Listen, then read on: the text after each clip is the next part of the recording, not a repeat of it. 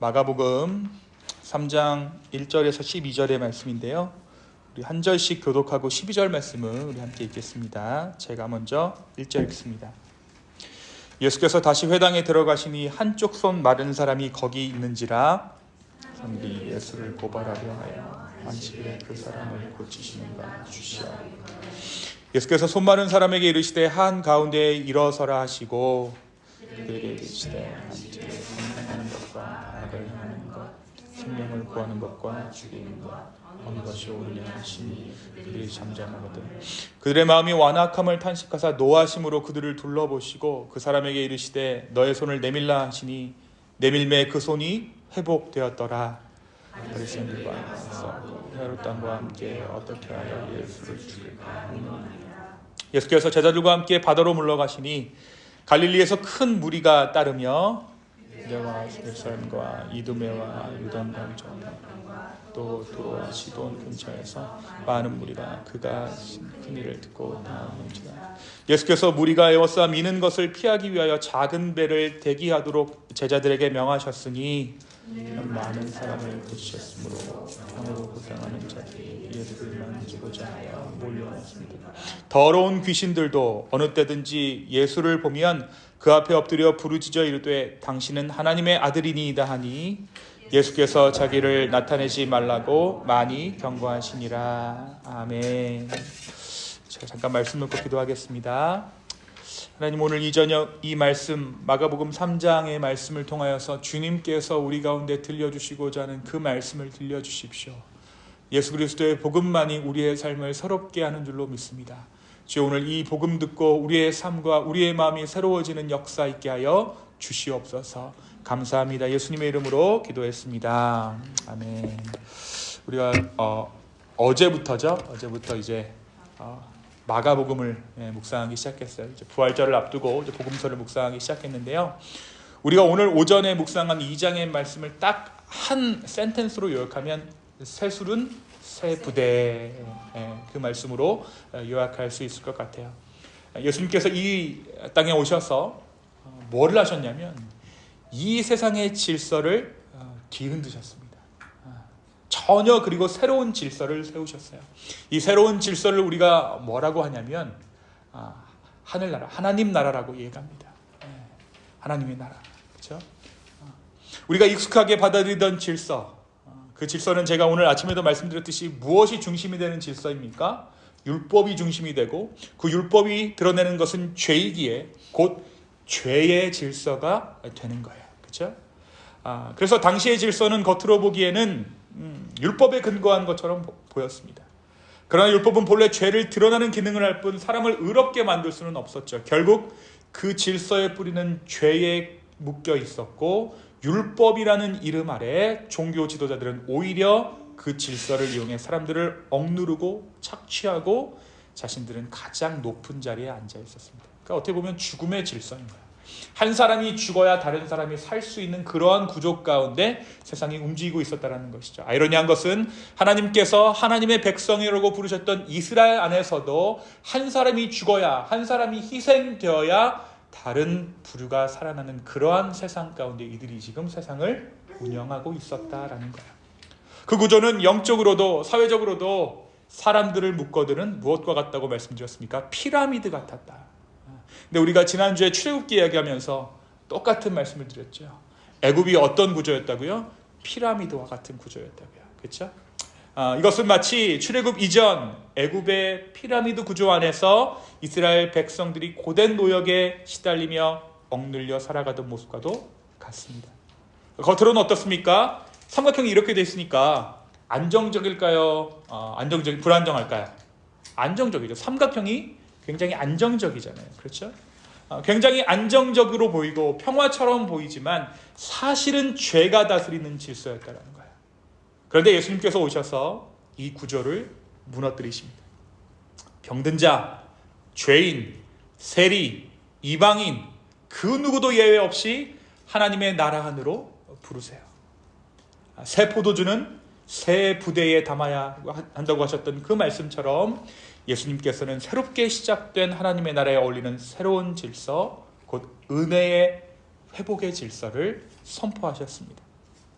오늘 우리가 읽은 이 마가복음 3장 1절에서 12절의 말씀도 오늘 아침에 묵상했던 2장의 구조와 그 연장선상에 있는 말씀이라고 할 수 있어요.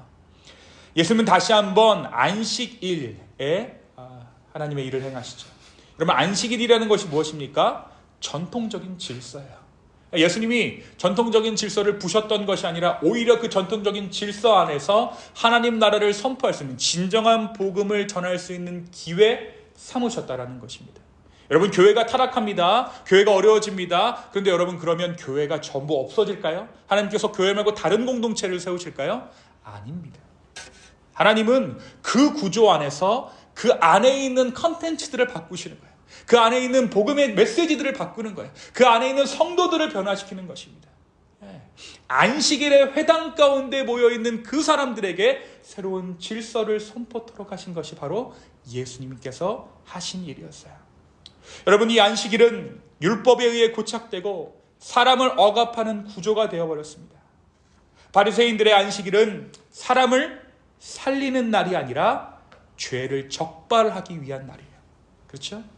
그들은 손 많은 사람이 회복되기를 바라지 않았어요. 오늘 말씀에도 보면 어떻습니까? 2절 한번 볼까요? 2절.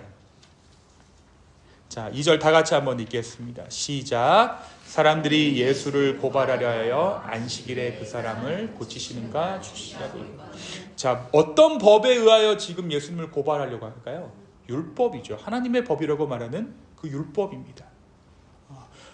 그러니까 지금 그것만 보고 있는 거야. 그렇죠? 예수를 고발하여 안식일에 사람을 고치시는가. 그렇죠? 죄를 적발하기 위해서 이들이 지금 주시하고 있다는 것이죠. 회복을 바라는 것이 아닙니다. 오히려 예수님의 자비와 능력을 트집잡아 정죄하려고 이들이 지금 주시하고 있는 거예요. 여러분, 오늘 예배도 마찬가지일 거예요. 오늘 예배를 드리면서 오늘 우리 옆에 있는 사람이 어떻게 예배를 드리나. 저 사모가 참 산만하구나. 애기한테 아는 척하고. 예배의 은혜가 충만한 것을 집중하기보다 다른 사람이 어떻게 예배드리나 적발하고 고발하기 위해서. 그렇죠? 우리가 이런 것들을 보게 된다라는 거예요. 여러분, 안식일은 어떻습니까? 안식일은 쉬는 날이에요. 왜 안식일 주셨습니까? 하나님께서 사람들 살리려고 주신 거예요. 안식일 안 주면 어떡합니까? 사람들은 일의 노예가 돼서 영원히 파라오를 섬기면서 세상 구조에 갇혀서 한 사람을 숭배하며 살아가게 될까봐 하나님께서 안식일 주셨잖아요. 그렇죠? 쉼을 주신 겁니다. 그런데 사람들이 그것들을 왜곡시켜버린 것이죠. 이 안식일은 거룩한 날을 지켜야 했지만 그 중심에는 사람을 향한 사랑도 긍휼도 없었습니다. 예수님은 이 왜곡된 질서를 그 한가운데서 깨뜨리십니다. 오늘 말씀에서 보니까 3절 한번 볼까요? 예수께서 손 마른 사람에게 이르시되 한가운데에 일어서라 하시고. 자, 손 마른 사람은 어떻습니까? 그 당시에 부정한 사람이겠죠. 그러니까 안식일에 말씀을 들으러 가다가도 늘 주변부에 있었을 거예요. 함부로 율법 교사들도 그 사람을 가운데에 세우는 일은 없었을 거예요. 근데 예수님께서 뭐라 그러세요? 가운데로 와라. 예수님께서 이 손마른 자를 단순히 몰래 고치신 것이 아니라 의도적으로 그 사람을 가운데에 세우시고 이 장면을 공개적으로 드러내세요. 가장 중심부에 이 사람을 두셨다라는 거예요. 그리고 율법보다 사람을 살리는 일이 더 우선이다라고 선언하시는 것이죠. 안식일에 생명을 회복하는 것이야말로 하나님께서 이 안식일을 주신 참된 의미다. 이처럼 예수님께서는 율법 아래 억눌린 자들을 해방시키는 하나님의 새 나라, 하나님의 새 질서를 유대인의 회당 가운데 선포하셨습니다. 자, 이어지는 7절부터 12절은 이러한 새 질서가, 이러한 하나님의 나라가 바리새인들이나 예루살렘 또는 특수한 누군가에 국한된 것이 아니라는 것을 드러냅니다. 예수님께서 세우시는 새로운 질서는 온 사방을 향해 퍼져나갔다는 것이죠. 여러분, 어떤 좋은 가수를 알게 되면 요즘 젊은 사람들이 어떤 얘기를 하냐면 나만 듣고 싶은 노래라는 이야기를 해요. 나만 듣고 싶은, 너무 좋으니까 많은 사람들에게 소비되지 않고 나만 들었으면 좋겠다. 여러분, 부자도요, 나만 부자 되면 좋은 거지 모든 사람 부자 되면 안 좋습니다. 제일 부자가 기분이 좋은 거는 이 지금 우리가 몇 사람 안 모였지만 이 중에 누가 부자 되는 게 제일 기분 좋아요? 네. 나도 부자 되고 너도 부자 되는 게 아니라 나만 부자 되는 게 제일 기분 좋아요, 사실. 그렇죠? 이 사람들이 율법을 자기의 것들만으로 만들었다라는 것은 나만의 하나님을 만들고 그것을 권력화했다라는 거예요. 근데 말씀은 어떻습니까? 예수님께서 이 말씀을 선포하시자 유대와 갈릴리를 넘어서 이방 지역까지 예수님의 소문이 퍼지고 모든 자의 하나님이 되셨다라는 거예요. 병든 자와 귀신 들린 자들이 몰려듭니다. 하나님의 나라가 더 이상 특정한 민족, 율법 체계, 종교 엘리트가 소유하는 나라가 아니라는 것이죠. 병든 자, 소외된 자, 이방인들에게까지, 심지어 이방의 민족들까지 열려있는 나라가 바로 이 하나님 나라라는 거예요. 오늘 말씀에서 예수님은 회당 안으로 들어가셨습니다. 이 회당이라는 것은 율법이 선포되고 해석되는 장소고 이스라엘의 종교적 질서가 가장 명확하게 드러나는 곳이었습니다. 바로 그곳에서 예수님은 하나님 나라를 선포하셨어요. 자, 그리고 나서 예수님께서 바리새인들에게 질문하시죠. 안식일에 선을 행하는 것이 옳으냐, 악을 행하는 것이 옳으냐, 생명을 구하는 것이 옳으냐, 죽이는 것이 옳으냐. 이것은 단순한 윤리적 선택의 문제가 아니었습니다. 하나님 나라의 질서가 무엇인가를 묻는 근본적인 선언이었어요. 정신 차려라, 얘들아. 정신 차려. 내가 지금 사람을 살린 거야. 죽인 게 아니고 살린 거라고. 그런데 너희 지금 뭘 보고 있는 거야? 사람이 살아났는데 이걸 못 보고 죄를 범하고 있다라고 나를 정죄해? 안식일을 범했다고 나를 정죄해? 너희 눈이 멀었다라는 거죠. 여러분, 그렇다면 무엇입니까? 복음은 세상은 어떻게 보면 그대로예요. 복음이 선포되는 나라는 그대로일지 모릅니다. 복음이 진정한 변화는 무엇입니까? 내 눈이 뜨이는 거예요. 내 시각이 변화하는 것입니다. 네. 여러분, 이 질문 앞에서 그들이 침묵합니다. 율법을 잘 안다고 자부하던 그 자들이 가장 본질적인 질문 앞에서 아무 말도 하지 못합니다. 네. 예수님 어땠을까요? 예수님은 그들의 완악한 마음에 분노하며 슬퍼하시죠. 네. 그들에게 있어서 안식일은 더 이상 쉼의 날, 회복의 날이 아닙니다. 예수님께서 이런 구조를 깨뜨리셨다고요. 그리고 그 손 마른 사람에게 내 손을 내밀라라고 하시고 그 즉시 그의 손이 회복됩니다. 그런데 바리새인들이 그때로부터 예수님을 어떻게 죽일지를 모의한다라고 오늘 말씀은 기록하고 있습니다. 자신의 옳음을 증명하기 위해서 상대방의 죽음을 강조하고 있는 것이죠. 그러니까 율법은 뭐냐면 너가 죽어야 내가 사는 구조인 거예요. 하나님 나라는 무엇입니까? 우리 모두가 살 수 있는 거예요. 그렇죠?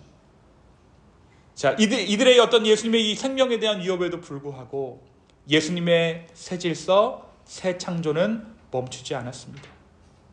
계속해서 복음을 전하시고 계속해서 수많은 사람들이 예수님께 몰려듭니다. 이방 지역까지 그 소문이 퍼지고 병자들과 귀신 들린 자들이 치유를 받습니다. 율법 안에서는 소외되었던 이들이 예수님의 발 앞에서는 회복되고 살아납니다.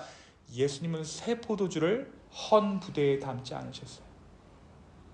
낡은 율법의 구조 안에 하나님 나라를 억지로 집어넣지 않으셨습니다. 오히려 낡은 구조를 깨뜨리고 생명을 살리는 복음의 새 질서를 직접 보여주신 것이 예수님이라는 거예요.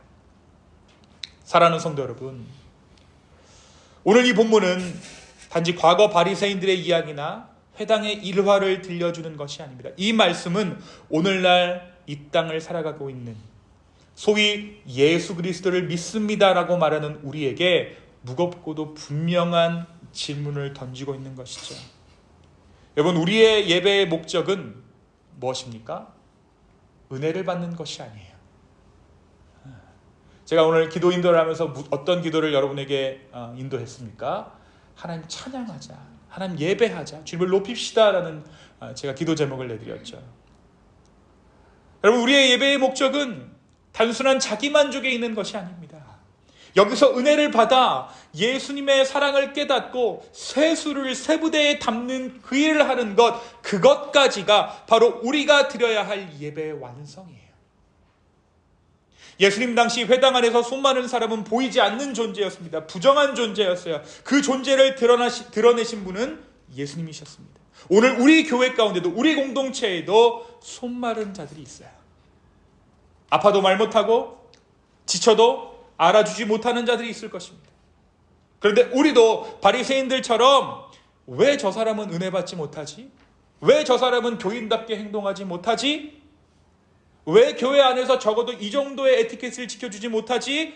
지켜야 할 규칙에게만 집중하면서 정작 회복과 치유가 일어날 자리를 맡고 있는 것은 아닐까? 스스로 생각해 봐야 한다는 거예요. 우리는 종종 질서를 빌미로 생명을 억누르는 구태에 빠지기 쉽다는 것이죠. 여러분, 우리가 무엇 받았습니까? 주님께 세술 받았어요. 근데 우리가 질서를 잡으려고 하는데 세술 받아놓고 그게 뭐예요? 낡은 부대에 계속 집어넣는 거예요. 오늘 이 저녁에 하나님께서 은혜 주셨습니다. 뭐 한 겁니까? 세술 주신 거예요. 그런데 그것을 질서라는 구태, 질서라는 낡은 부대 가운데 집어넣는 거예요. 자, 우리 교회가 이제 이만큼 은혜 받았으니까 이런 모양으로, 이러한 형태로, 이러한 구조로 가야겠다. 여러분, 헌 부대입니다. 낡은 부대. 어떻게 될지는 아무도 모르는 것이죠. 다만 우리가 구해야 하는 것은 무엇입니까? 이것이 하나님 나라가 되었으면 좋겠다. 이것이 하나님께서 다스리시는 그 역사의 현장이었으면 좋겠다. 병든 자가 일어나고 삶의 의미를 잃어버린 자가 의미를 찾고 삶의 목적을 잃어버린 자가 그 방향을 찾는 그 공동체. 바로 그 공동체를 꿈꾸는 것이 세수를 세부대에 담는 그러한 일일지도 모르겠습니다. 여러분, 오늘 예수님께서 분노하세요. 자, 5절에 그들의 마음이 완악함을 탄식하사 노하심으로 그들을 둘러보시고, 예수님도 그러니까 한 손가락 하셨던 거예요. 화가 딱 나면 먼저 딱 노려봅니다, 사람을. 그렇죠? 예수님께서 분노하셨던 그 침묵, 무엇이 옳은지 알면서도 입을 닫고 있는 그 종교적인 침묵, 그 침묵이 오늘 우리 안에도 있지는 않은가. 예수님은 그 침묵을 뚫으셨고 그 중심에서 손마른 사람을 회복시켜 주셨습니다. 예수님이 회당 한복판에 세우신 것은 단지 그 사람만이 아니라 하나님 나라의 새로운 중심, 새로운 질서를 보여주신 것이죠. 그리고 지금도 우리에게 말씀하십니다. 너희는 여전히 죽음의 그림자가 드리운 질서 속에 머물 것인가? 아니면 내가 세운 새로운 회복의 질서 가운데로 들어올 것이다. 나는 너를 은혜로 불렀다. 사랑하는 여러분, 구태란 결국 생명이 사라지고 순서만, 의식만 남은 질서입니다. 그러나 복음은 예수 그리스도께서 오심으로 모든 것을 새롭게 하시는 살아있는 역사입니다. 예수님은 오늘도 우리를 부르십니다. 복음은 어제의 구조를 반복하지 않습니다. 복음은 오늘 우리 안에 새로운 하나님의 나라를 세워가고 있습니다. 우리도 그분의 질서를 받아들이고 고정된 무엇이 아니라 살아있는 공동체로 서야 한다는 것이죠. 여러분, 분쟁은 언제 일어날까요? 분쟁. 싸움은 언제 일어납니까? 내가 옳다는 것을 증명하려 할 때, 내 법을 들어 다른 이를 정죄하고 심지어는 죽이려고 할 때 분쟁은 일어나는 거죠.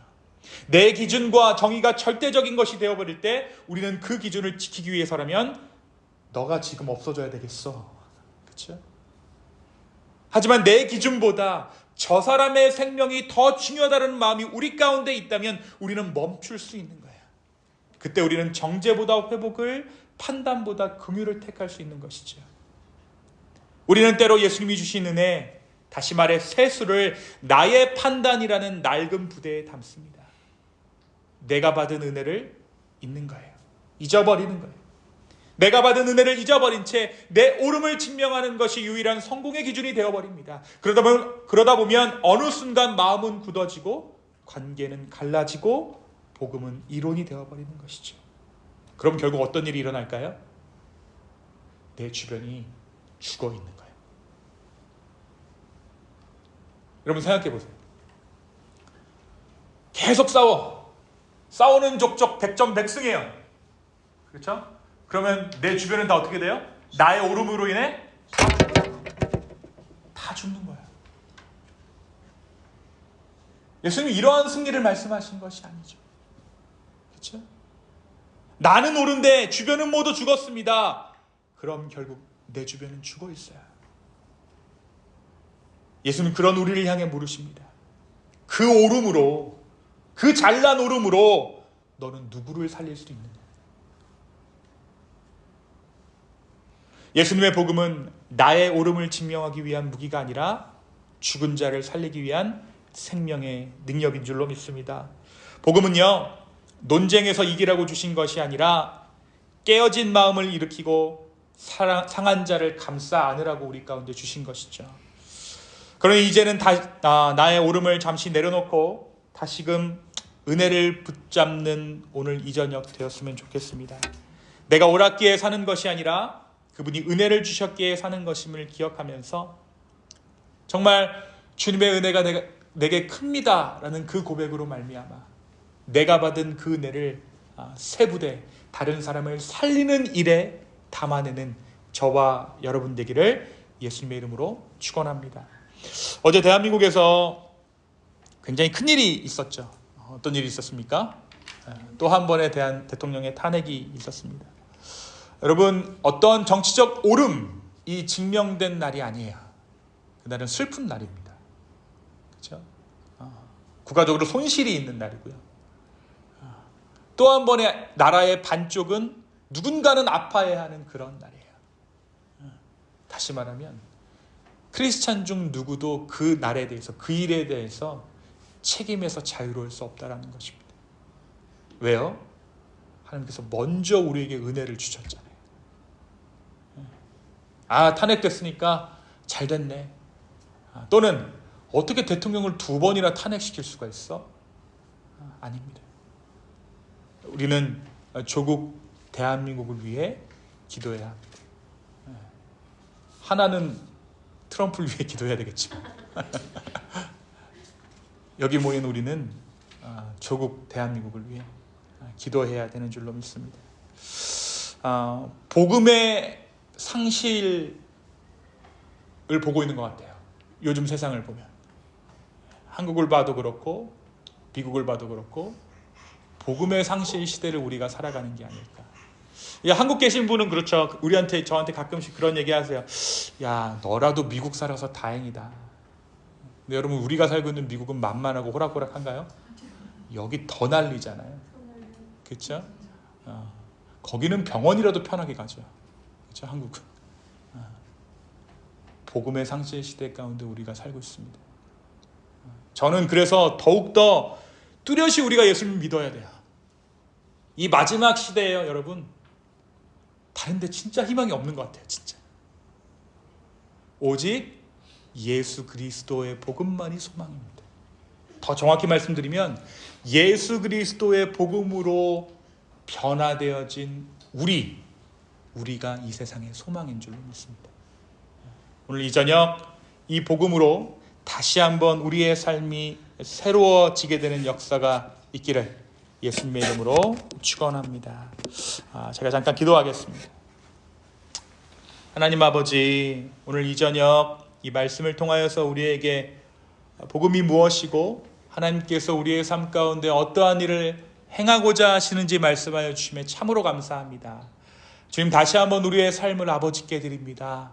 주여, 내 삶을 주의 도구 삼아 주시고 예수 그리스도의 복음으로 새롭게 빚어 주시옵소서. 감사합니다. 예수님의 이름으로 기도하였습니다. 아멘.